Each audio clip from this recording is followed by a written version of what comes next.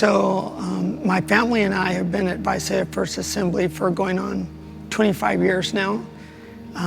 There's my wife, Deborah, my oldest daughter's Brooke, my middle son is Bryson, and my youngest is Brianna. And they've all grown up here in the church. We own an automotive repair facility here in town, and that's our mission field when we're not at church. We don't fret on anything financially. We're dependent on God. He is our provider, and whatever He calls us to do, we just pray for Him to show us the way and to make it possible, whatever it is.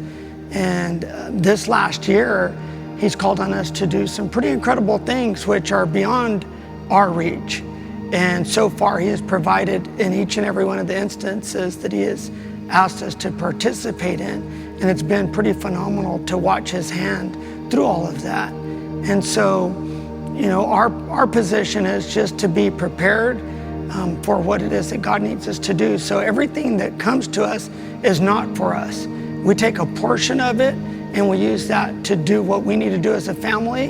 And we have a portion set aside to be able to meet those needs that God brings to us that we're supposed to participate in. So back just about going on 25 years now, when we came to the church, I came here because my sister had passed at 34 years old. And she had been inviting me to come, but I was too young and naive to understand what an opportunity I was missing. So it wasn't until she passed that we actually came to the church to have her services here. And while we were having her services here, my wife and I decided that it was a pretty nice place to maybe come and visit again, and we really enjoyed it, so we've never left. And we've been here ever since. And in that time that we've been here, we've had a lot of things happen in our lives personally that we're very grateful that we are here and that we were here at those times. My son, Bryson, who is now 23 years old, was born, of course, while we had started attending here, and was born with Down syndrome. And we knew nothing of it, but we were shaken to the core, not knowing what was going to happen with him and what's his future like. What's our future going to be like raising a kid that has Down syndrome, a kid with special needs? And so the first thing that we did is we called the church, and the pastors rallied with us and held us up and prayed with us.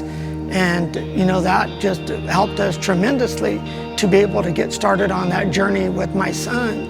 And thereafter, about 9 years ago now, my wife suffered a brain aneurysm. And most people don't get to live beyond experiencing the brain aneurysm, and she has. And she's done extremely well.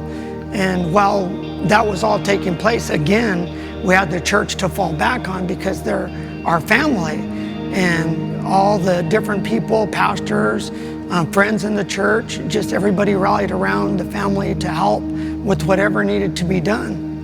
And it was a tremendous experience. So we've had some pretty defining moments within the church body, being part of it and just watching God come through for us as we continue to be here and be available for those that might go through some of the things that we've gone through. Being all in and being dependent on God is really what it's all about. And understanding the whole principle of tithing is the foundation of being able to have His blessing in everything and all things that we want to do or that we might believe that we need to do. So the tithing is the core. We have tithed when we didn't have money. When we didn't have the money to pay bills, we tithed first. And we were dependent on God to show up to make it possible to be able to have those bills paid. So even knowing that there was just enough to be able to get that done, we would do it in spite of it only being all that we had. There's been times where God has put on our hearts to do an act of kindness, and it was everything that we had in our pockets, and we gave it all.